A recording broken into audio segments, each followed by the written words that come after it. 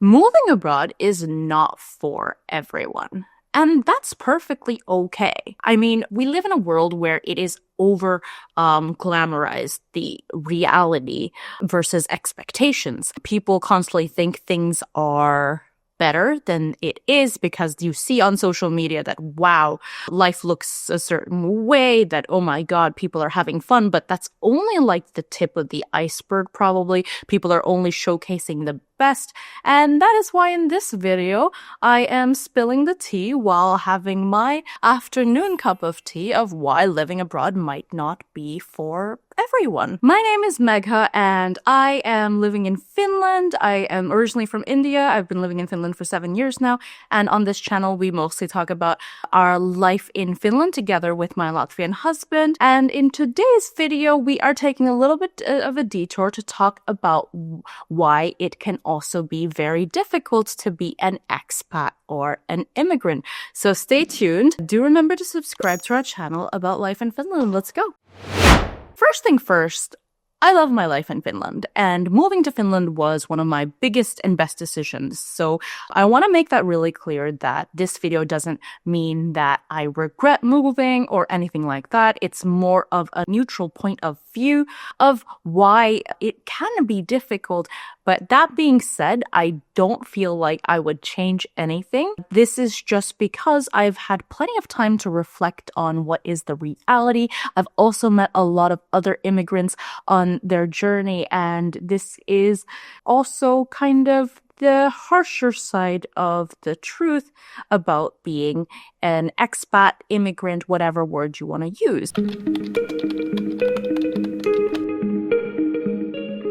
And that brings me to my first point, which is that making friends abroad can be really difficult as an adult. I suppose that doesn't come across as too much of a surprise. The kind of friendships you have from school, from maybe your teenagers in college, that kind of bond is very different and hard to find as an adult. Everyone also has much less time to dedicate for building friendships. There might be some difference in socializing in wherever you've moved to the world. For me, that is Finland. So these are just some reasons that is good to keep in mind, that when you do move abroad, it is difficult to find your people. Let's say, find the people that you want to hang out with, the people that bring you joy, and you're essentially starting from a clean slate.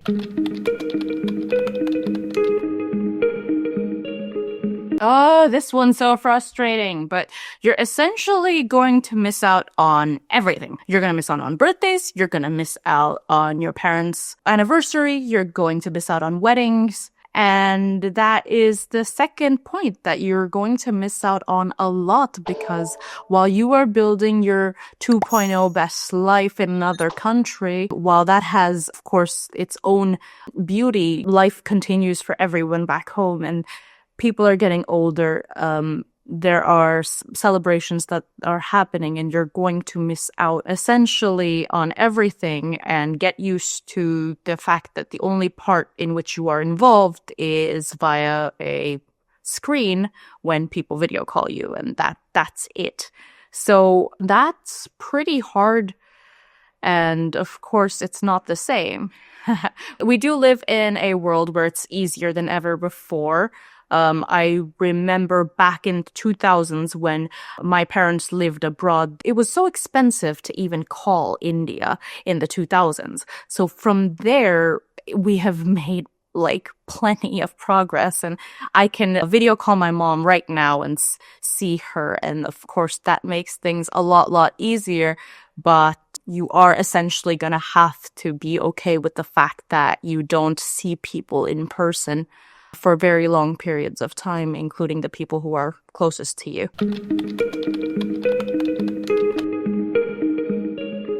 Staying connected with your loved ones comes at a price tag.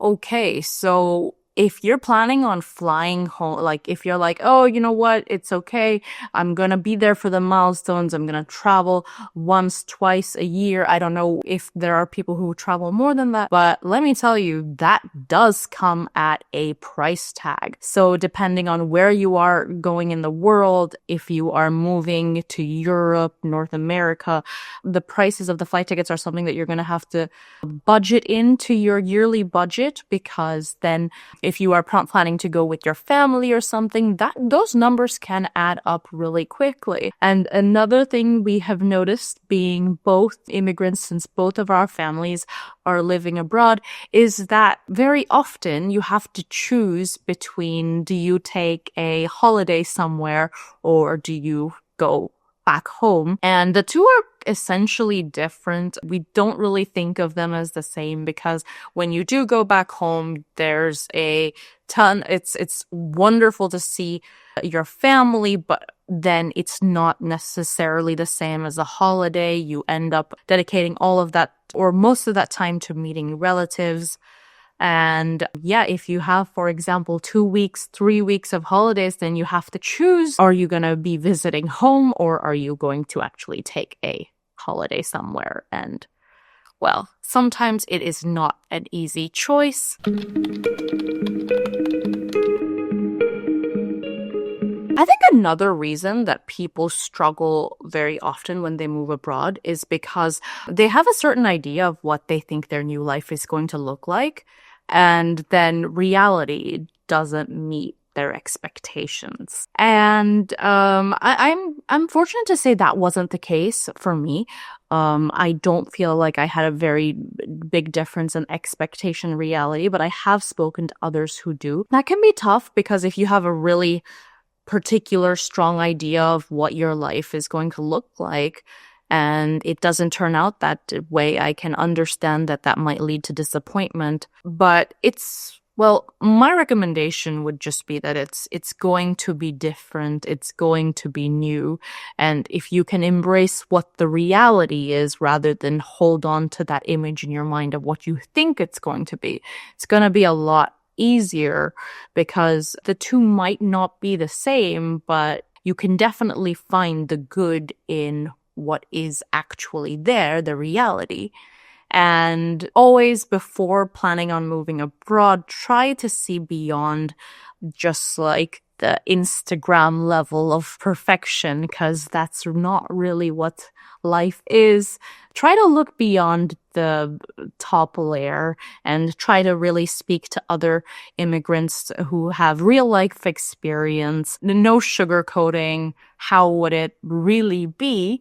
So that you can brace yourself and prepare yourself. And also keeping your expectation, like managing your expectations, might be a good way to, like, if you aren't expecting too much, you probably also won't be disappointed.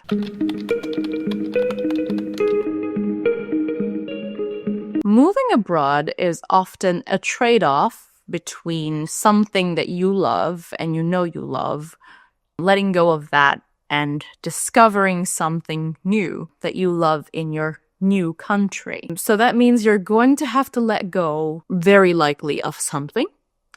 That could be maybe great warm weather, great food, careers. It looks different for everyone. I can't predict what that might be for you, but I can say, for example, the weather change between India and Finland was something that did take time to get used to.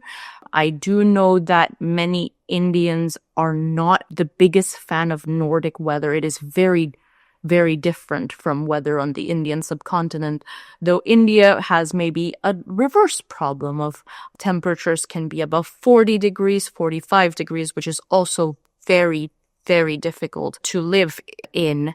So it really depends. But for example, for me, I think the one that hits home the most is missing Indian food. That is something that I really have not found an alternative for in Finland. And also the ease of which you can get like so much versatile cuisines and like so easily. that is just incredible, and you can get basically anything. And yeah, I experienced that when I was living in Bangalore for college, and it's definitely different and not the same in Europe.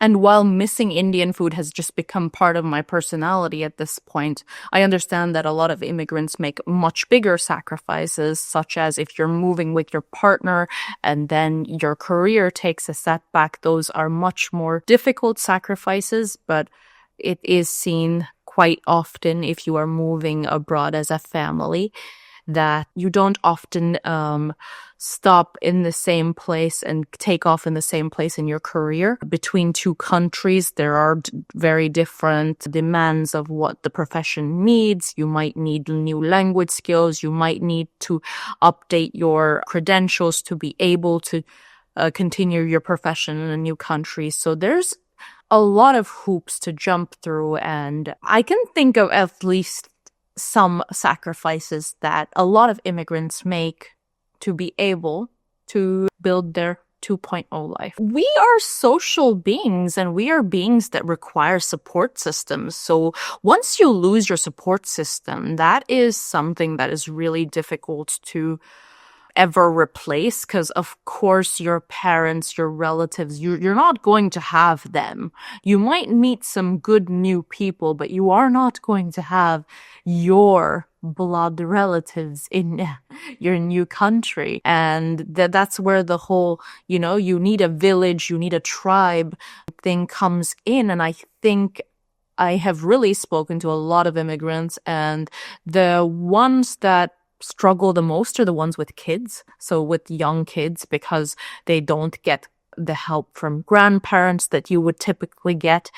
And I think that is really, really difficult, because who do you ask for help on a daily basis? Especially some of these Nordic countries, they can be very independent. You're expected to be very self-reliant in every way, and that's very good. But of course, if there's a small kid involved, small child involved, I think a lot of families have a hard time. A story that quickly comes to mind is that I spoke to somebody who said that basically both him and his wife, both of them had COVID, and then there was no one to look after the kid. And it was so difficult because they were both sick, and then they had to look after the kid at the same time, and then expose the kid to COVID. This was back during the pandemic times.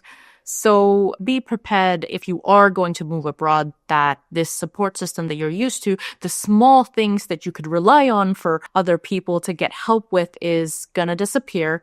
And that is hard.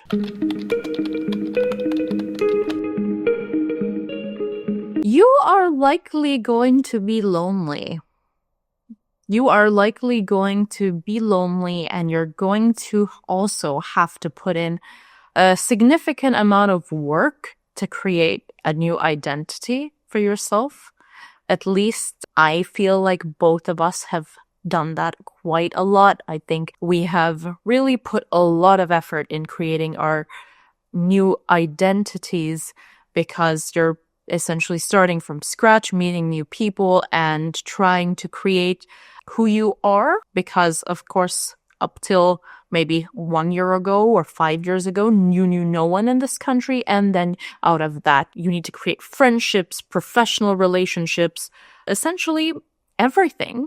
So there's a lot of growth involved. And I personally don't feel like this is a bad thing. I really do feel like Finland has encouraged both of us to grow both personally and professionally. And something that we say very often is that we were just babies when we arrived. We were 20 something, even less. So yeah, we have grown up in Finland. And I do think that that's the case for a lot of people, that they move abroad, that they are lonely, but that those difficult times helps you realize who you are, realize who you want to be, makes you put in the work, and hopefully it is work that kind of helps you grow as an individual. But of course, being lonely isn't something that's very nice, and we all crave that human connection. But hopefully, being lonely doesn't have to define your entire journey of being abroad, and it's not for everyone. Or living abroad is not for everyone. In this time, I have witnessed people who have lived abroad, who have moved abroad, lived abroad. I've witnessed people who have changed countries many times. So they've lived in this country, they've moved out after a couple of years. I also know of friends who have moved to Europe and then moved back to India. So there isn't really a one size fits all. People have taken different journeys, different ways, and found maybe what is right for them. And of course, I hope you do the same. And those were our top reasons. What did I miss? Let me know in the comments. Of course, this was a kind of difficult video to make because, well, you talk about the difficult side and that's not easy. To find the right words and put it out in the universe and out on the internet. But it is also part of the reality that nothing is perfect. Even a beautiful life in Finland, there are things that are hard. And I hope this video gives some context for somebody out there to take a minute to pause and reflect. That is living abroad the right choice for you? The answer might be yes or no, but I hope this video leaves you with a little bit of food for thought. And to my international friends out there and Finnish friends, I would love to know if you have lived abroad and if you face some of these similar challenges. Do let us know in the comments. If you have enjoyed watching this video, you know what to do. Please do hit the like button and subscribe to our channel about life in Finland. See ya!